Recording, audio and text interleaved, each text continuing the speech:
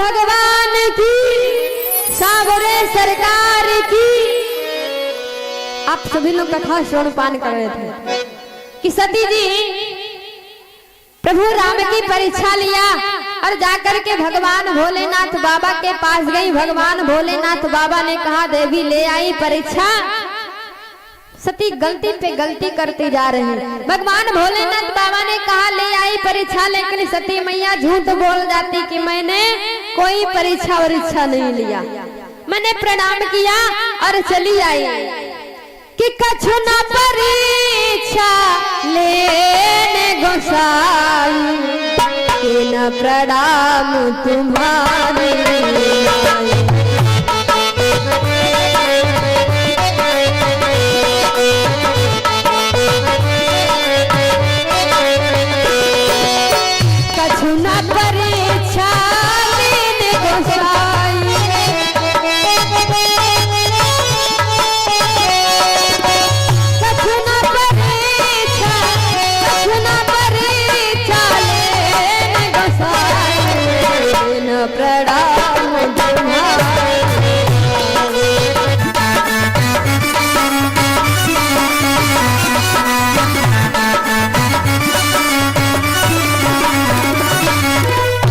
गोविंद भगवान की, प्रेम सुनो सावरे सरकार की।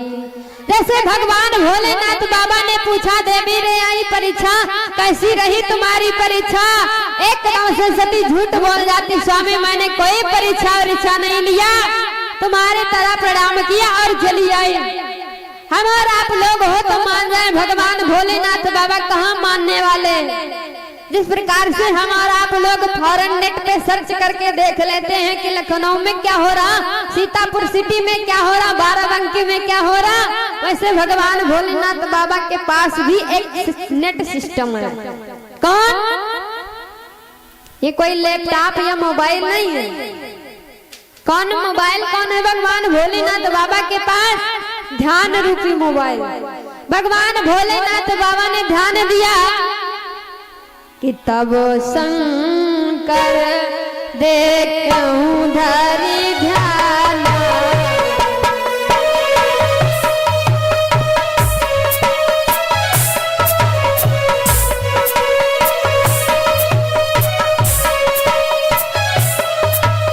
तब शंकर देखूं धरि ध्यान,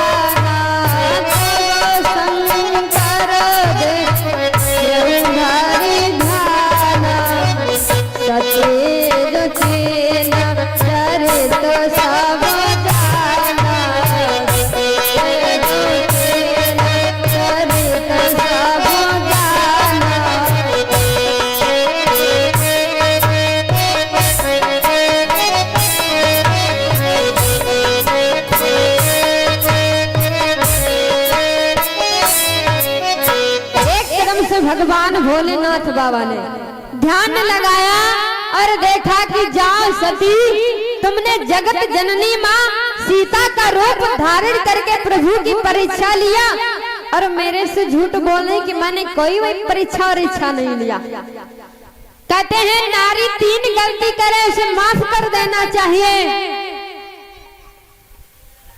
सती जी ने 3 गलतियां क्या भगवान भोलेनाथ बाबा ने माफ कर दिया, लेकिन जैसे सती जी ने 4थी गलती किया है। एक गलती किया, भगवान भोलेनाथ बाबा के साथ कुंभट ऋषि के यहाँ कथा सुनने के लिए गई। कथा नहीं सुना कोई बात नहीं, लेकिन अपमान कर दिया, एक गलती। और दूसरे नंबर पे भगवान भोले कहते हैं माताओं बहनों का अगर पति किसी को प्रणाम करता है, आप लोगों का श्रेष्ठ आपका पति होता है, अगर आपका पति किसी को प्रणाम करता तो आपको सबसे पहले करना चाहिए, लेकिन सती जी ने वो भी नहीं किया। तीसरे नंबर पे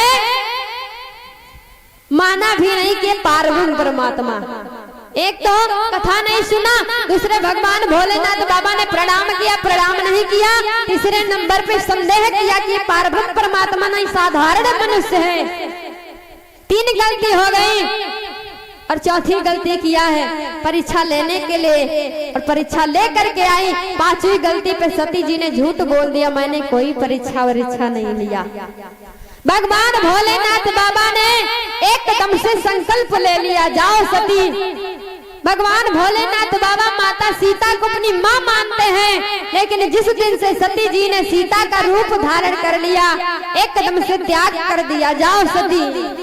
किया तन सती भेंट महिला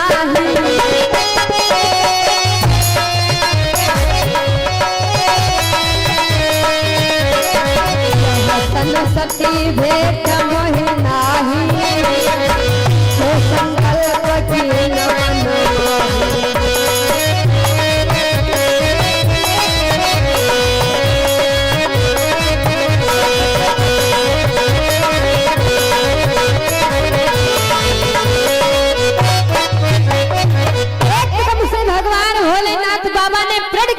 तुमने जगत जननी माँ जगदम्बा का रूप धारण किया है, तो जाओ कि अब जो करो सती संग प्रीति मिटाई भगति और होई अनीति। अगर मैंने आज को सती को पत्नी की दृष्टि से पुनः देखूंगा, क्योंकि इन्होंने माँ का रूप धारण कर लिया, तो आज से संसार में माँ और पुत्र का रिश्ता समाप्त हो जाएगा। भक्ति के मार्ग पे ये अनीति हो जाएगी। तो भगवान भोलेनाथ बाबा ने संकल्प ले लिया, जाओ सती, आज से हमारा तुम्हारा पति पत्नी का रिश्ता नहीं है। त्याग कर दिया भगवान भोलेनाथ बाबा। एकदम से कैलाश पर्वत के लिए चल देते हैं। अनेकों इतिहास, अनेकों पुराणों का वर्णन करने लगे क्रोध में भगवान भोलेनाथ बाबा। सती जी पीछे पीछे जा रही, दौड़ते दौड़ते। जैसे भगवान भोलेनाथ बाबा ने प्रण किया ना, तो सारे देवता बड़ा प्रसन्न हुए, आकाश मार्ग से पुष्पों की वर्षा करने लगे। धन्य है भगवान भोलेनाथ बाबा। भगवान भोलेनाथ बाबा जैसा प्रण कोई देवता नहीं ले सकता है। क्यों? क्योंकि आजकल माताएं बहनें 3 नहीं बल्कि 3000 गलतियां कर डाले, फिर भी दादा लोग माफ कर देते, कोई सजा नहीं देते। लेकिन भगवान भोलेनाथ बाबा ने तो त्याग ही कर दिया पत्नी का। ऐसा कोई व्यक्ति होगा, कहते माँ पुत्र का रिश्ता समाप्त हो जाता है। एक बेटा अपनी माँ को नहीं मानता है, एक बेटा अपने भाई को छोड़ देता है, किसके कारण? सिर्फ नारी के कारण। लेकिन भगवान भोलेनाथ बाबा धन्य है जो आज सती का त्याग कर दिया। तो देवता पुष्पों की वर्षा करने लगे। सती पूछते पूछते प्रभु आपने कौन सा प्रण किया है? लेकिन भगवान भोलेनाथ बाबा कहते हैं प्रेम रूपी धागा जो होता है एक बार टूट जाता है तो दोबारा जोड़ने से जुड़ तो जाता है, लेकिन उसमें गांठ पड़ जाती है कि रही मन धागा प्रेम का मति तोड़ो चटकाए, जोड़े से ना जुड़त है जुड़े गांठ पर जा। प्रेम रूपी धागा पति पत्नी का होता है, अगर एक बार टूट जाता है तो दोबारा जोड़ने पे जुड़ेगा तो, लेकिन गांठ पड़ जाती है। सती पूछती है प्रभु आपने कौन सा प्रण किया है? भगवान भोलेनाथ बाबा क्रोध में कुछ नहीं बोल रहे, कैलाश पर्वत पे पहुंच गए, एकदम से समाधि लगा लिया। हमारे यहाँ माताओं बहनों में दादा लोगों में झगड़ा होता है, तो ज्यादा में ज्यादा बहुत ही ज्यादा तो 6 महीने तक। 6 महीना बहुत लंबा समय, 1 2 3 दिन है ना। लेकिन भगवान भोलेनाथ बाबा जानते हो कितने वर्षों के लिए समाधि लगा लिया। सती से बोला नहीं, 87,000 वर्षों के लिए। और यहाँ जानते हो एक पति पत्नी में झगड़ा हुआ तो पति के मुख से निकल गया पत्नी से, अगर असल बाप की होना तो मेरे से बात मत करना। अब पत्नी को बड़ी गुस्सा आई कि इन्होंने कह दिया असल बाप के होना, तो उसने भी कहा अगर तुम भी असल बाप के हो ना तो मेरे इस बात मत करना। अब झगड़ा हुआ, 2 3 4 दिन व्यतीत हो गए। पति देवता अलग चूल्हा फूक रहे और पत्नी बढ़िया बढ़िया किचन में गैस सिलेंडर पे खाना बना रही। लेकिन उसको दया आ गई, पत्नी को दया आई, कब तक चूल्हा फूकेंगे, चलो चल के भोजन दे आते। जैसे थाली पर उसके ले जाती, बात याद आती कि इन्होंने कहा था अगर असल बाप की हो ना तो बात मत करना। बेचारी थाली वापस ले जाती, वही बात याद आ जाती। पतिदेव बोलने का मूड बनाते हैं, फिर भी बात याद आ जाती, उन्होंने कहा था असल बाप की हो ना बात मत करना। 2 4 दिन 5 दिन व्यतीत हो गए, धीरे धीरे 3 4 महीने व्यतीत हो गए, यही बात आ जाती। लेकिन एक दिन पति देवता विचार करते बनेगा कुछ नहीं, ऐसा करो कुछ ऐसा उपाय करो जिससे आपस में प्रेम हो जाए। तो पति देवता दरवाजे की चौखट पे बैठे बढ़िया बीड़ी पी रहे, ऐसे बैठे बीड़ी पी रहे और उसी बीड़ी से कुर्ता जला लिया पीछे का, और पीछे कर लिया। देखा घरवाली आंगन में झाड़ू लगा रही, दिखाई पड़ रहा बाहर। और जैसे घरवाली ने देखा कुर्ता जलना, बताने चली, लेकिन बात याद आ गई कि इन्होंने कहा था असल बात पे होना तो बात मत करना। फिर बात, लेकिन विचार करती कैसे बताएं। तो देखिए माताओं बहनों की होशियारी, नारी क्या करती अंदर से, किसी का कुर्ता जले तो मैं क्या करूं, किसी का कुर्ता जले तो मैं क्या करूं। एकदम से पति देवता पीछे मुड़ के देखे रे, अरे कुर्ता जला तो जला, कम से कम प्रेम भाव तो बना, बोला चाली तो हुई है ना। तो ऐसे ऐसे करके प्रेम भाव बोलचाल हो जाता। लेकिन भगवान भोलेनाथ बाबा 87,000 वर्षों के लिए समाधि लगा लिया। सती जी कैलाश पर्वत पे चक्कर लगा लगा के गिर पड़ती है, रोती है, बिलखती और कहती है प्रभु आपने चाहे मेरा त्याग कर दिया हो, लेकिन मैंने आपका त्याग नहीं किया। मेरे लिए आप तब भी पति थे और 7 जन्मों तक पति रहेंगे। कहती क्या है कि तुम ही मेरे मंदिर, तुम ही मेरी पूजा, तुम ही देवता हो, तुम ही देवता हो।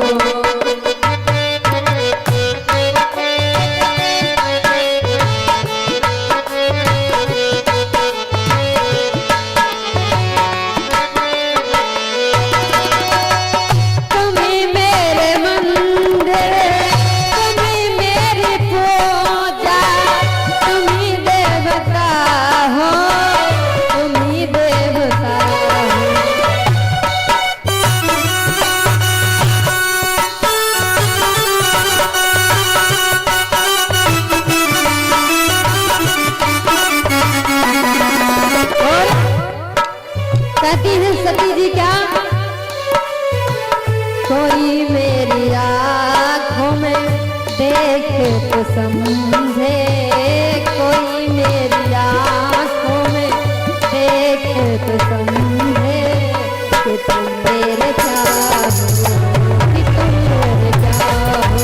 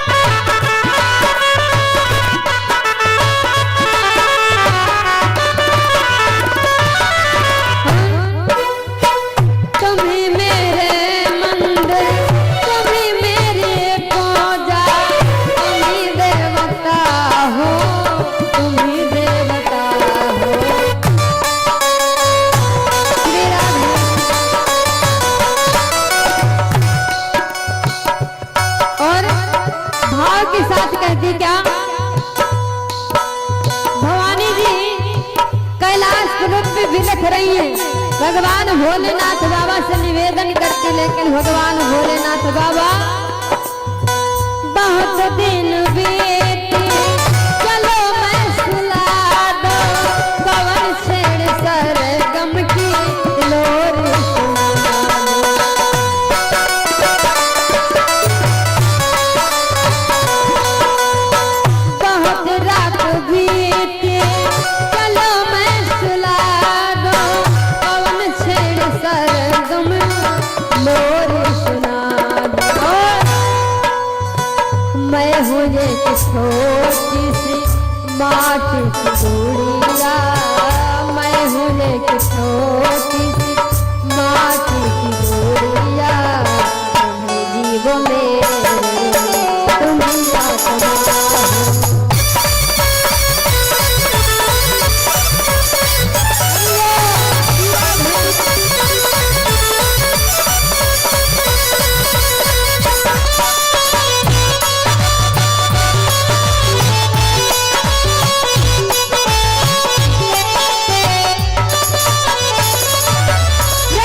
गोविंद भगवान की, भूतनाथ भोले शंकर की। इधर भगवान भोलेनाथ बाबा ने समाधि लगा लिया। सती जी भगवान से निवेदन करती, प्रभु जिस नारी का पति हुई उससे रूठा हुआ हो, उस नारी के जीने का क्या फायदा है। इसलिए प्रभु मेरे को ऐसा वरदान दीजिए कि मैं इस शरीर से मुक्ति पा जाऊं। सती जी ने वरदान मांग लिया। धीरे धीरे 87,000 वर्ष व्यतीत हो गए। 87,000 वर्षों के बाद भगवान भोलेनाथ बाबा ने समाधि को तोड़ा है। तो सती जी ने जाना कि मेरे पिया ने समाधि तोड़ दिया, और जैसे समाधि तोड़ा जान कैसे गई, सती जी की समाधि टूट गई। पहले के जो दादा लोग उठते थे ना, तो राम नाम उच्चारण के साथ प्रातः काल उठते थे। अब आजकल माताएं बहने जान जाती हमारे पति देव जग गए, लेकिन परिवर्तन है थोड़ा। आजकल दादा लोग उठते बाद में बेड से, और जैसे आँख खुली आवाज आती का चाय बनी गई है ना, का चाय बन गई। हम कहते जो प्रातः काल चाय का नाम लेता है, दिन भर उसके घर में चाय चाय रहती है। पहले के लोग राम नाम लेकर के उठते थे। भगवान भोलेनाथ बाबा ने समाधि तोड़ा। कैसे कि राम नाम शिव सुमिरन लागे,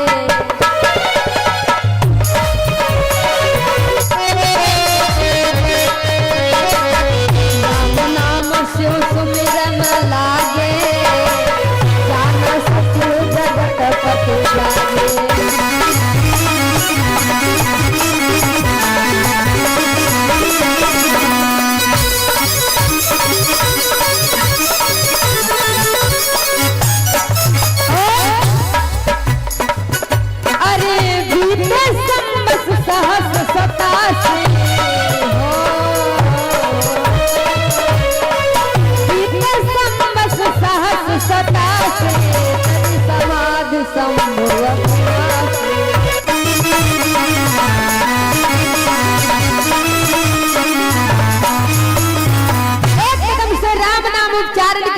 भगवान भोलेनाथ बाबा ने नेत्रों को खोला।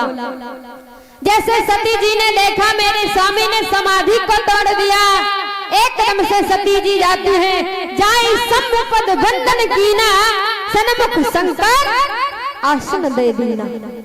भगवान भोलेनाथ बाबा ने सामने सती जी को आसन दे दिया, और कहते हैं सामने आसन किसका होता है? माता का। पत्नी तो अर्धांगिनी होती है, बाएं भाग में पत्नी का वास होता है। सन्मुख शंकर आसन, क्योंकि मां मान लिया भगवान भोलेनाथ बाबा ने सती को, जिस दिन से सीता का रूप धारण करके गई थी। सामने आसन दे दिया। भगवान भोलेनाथ बाबा का काम एक ही है, राम कथा सुनना और राम कथा कहना। भगवान भोलेनाथ बाबा लगे कहन हरि कथा रसाला, दक्ष प्रदेश भय तही काला। सती जी को सामने आसन दे दिया, भगवान भोलेनाथ बाबा कथा श्रवण कराने लगे। उसी समय सती जी के पिता जिनका नाम है दक्ष, राजा दक्ष, एक बहुत बड़ी यज्ञ का अनुष्ठान, जैसे यहाँ पे 11 दिवसीय यज्ञ चल रही ना, उसी प्रकार सती के पिता राजा दक्ष जी ने बहुत बड़ी यज्ञ का अनुष्ठान किया है। समस्त देवता, किन्नर, नाग, गंधर्व, संत महात्मा कोई बाकी नहीं है, सिर्फ 3 लोगों को छोड़ करके। एक तो विष्णु भगवान, दूसरे ब्रह्मा जी, तीसरे पे भगवान भोलेनाथ बाबा। 3 देवताओं को छोड़ करके राजा दक्ष ने समस्त देवताओं को निमंत्रण दिया है, समस्त गंधर्वों को निमंत्रण दिया है, सभी सब जा रहे हैं। और सती जी का हमेशा कथा में मन नहीं लग रहा। सती जी कभी आकाश मार्ग में देखती है, तो कहीं दाएं देखती तो कहीं बाएं देखती है, कथा में बिल्कुल मन नहीं है। जैसे सती जी ने आकाश मार्ग की तरफ दृष्टि किया ना, तो देवता अपने अपने विमान सजाए, बढ़िया सुंदर सुंदर। गंधर्वों की नारियां सुंदर सुंदर गीत गा रही हैं कि सुर सुंदरी करहि कल गाना, श्रवण संत मुनि छोट ही ध्यान। राम सिया राम, सिया राम, जय जय राम, राम सिया राम, सिया राम, जय जय राम।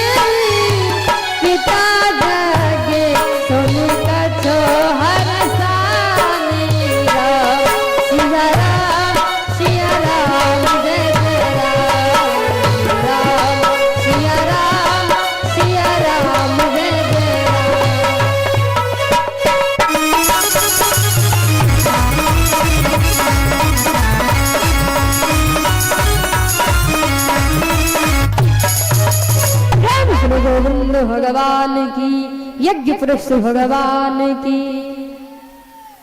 गंधर्वों की नारियां सुंदर सुंदर गीत गाते हुए जा रहे हैं, बड़े बड़े संत महात्माओं के ध्यान छूट जाते हैं। तो सती जी का तो वैसे मन नहीं लग रहा, कहीं इधर देखती कहीं उधर देखती है, आकाश मार्ग में देखा। और देवताओं बड़े हुए, देवता कम नहीं है। जैसे कि आज के प्राणी है ना, किसी किसी की पड़ोसी में बनती ना हो, दुश्मन दुश्मन में किसी के यहाँ एक कोई फंक्शन हो तो रिश्तेदार आएंगे ना, जिनके वहां जाएंगे, जिन उनके जो दुश्मन होंगे उनके दरवाजे से होकर आएंगे। समस्त देवता क्या आकाश मार्ग से कोई और रास्ता नहीं था जाने का राजा दक्ष के यहाँ था, लेकिन भगवान भोलेनाथ बाबा को जलाने के लिए सब कैलाश पर्वत से होकर के अपने अपने विमान सजाए निकल रहे हैं। सती जी ने देखा स्वामी ये देवता अपने सुंदर सुंदर विमान सजा के कहाँ जा रहे हैं, सुंदर सुंदर इनकी नारियां गीत गान करते हुए कितना आनंद आता है। तब तो भगवान भोलेनाथ बाबा ने कहा, देवी तुम्हारे पिता राजा दक्ष ने एक बहुत बड़ी यज्ञ का अनुष्ठान किया है। जब सती जी ने सुना हमारे पिता के यहाँ यज्ञ, बड़ी प्रसन्न हुई। पहले प्रसन्न हुई, फिर दुख हो गया। दुख क्यों हुआ कि हमारे पिताजी के यहाँ यज्ञ और हमें खबर तक नहीं है। और कहते हैं किसी भी बहन माताओं बहनों के मायके में कुछ होता है बड़ी प्रसन्न हो जाती, 10 दिन एडवांस तैयारी में लग जाती। लेकिन वही बात सुने अगर कुछ मायके में फंक्शन है और इनको खबर ना मिले तो बहुत बड़ा दुख होता है। क्योंकि कहते हैं कि मायके की कुशल कामना का उत्साह बेटियों से पूछो, मायके की चाह क्या होती है ए जाई बेटियों से पूछो, जाई बेटियों से पूछो।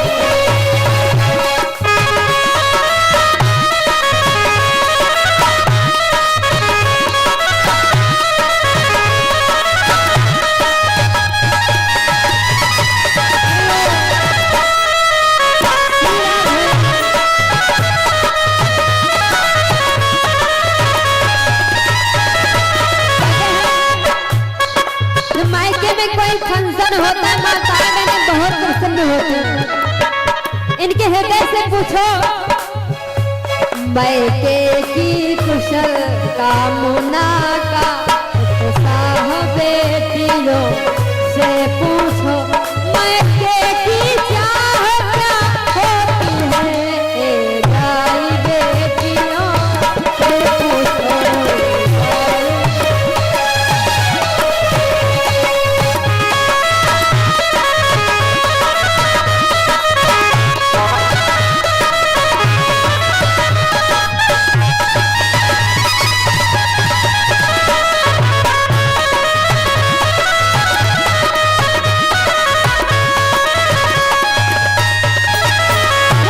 सच्चिदानंद भगवान की, कृष्ण गोविंद भगवान की।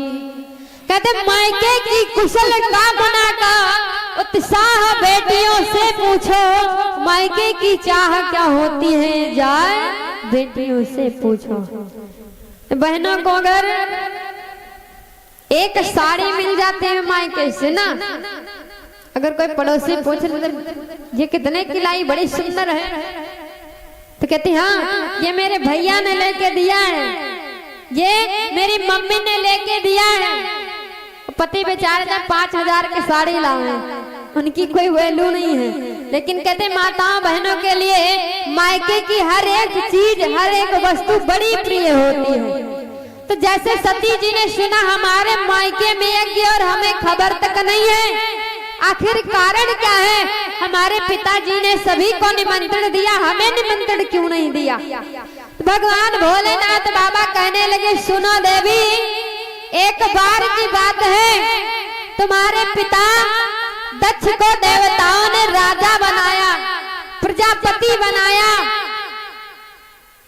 तो जब उस राज सिंहासन पे तुम्हारे पिता दक्ष का आगमन हुआ तो जितने देवता गण बैठे, गंधर्व किन्नर नाग सभी सब बैठे, तो सभी खड़े होकर के तुम्हारे पिता राजा दक्ष का स्वागत सम्मान करने लगे। हम और ब्रह्मा जी, भगवान विष्णु, तीनों लोग अपने इष्ट के ध्यान में थे, उनका स्वागत सम्मान नहीं कर पाए, उनको प्रणाम नहीं कर पाए, इसलिए तब से तुम्हारे पिता हमारे से नाराज हैं। तब से तुम्हारे पिता हमारे से नाराज हैं, इसलिए उन्होंने हमको निमंत्रण नहीं दिया, हमारे साथ साथ में अपनी बिटिया को भी भूल गए। तो सती जी कहते हमारे पिता आपसे नाराज हैं, इसलिए निमंत्रण नहीं दिया। अगर आपकी इच्छा हो तो मैं अपने मायके के लिए जा सकती हूँ। पिताजी के यहाँ यज्ञ देखकर और बहुत दिन हो गए मैं अपनी बहनों से नहीं मिली हूँ, अगर आपकी इच्छा हो। भगवान भोलेनाथ बाबा कहने लगे, सुनो देवी जी, कहो नीक मोरे मन भावा, यह अदचित नहीं निमत पठावा। तुम्हारे पिताजी ने निमंत्रण नहीं दिया है, अगर बिना बुलाए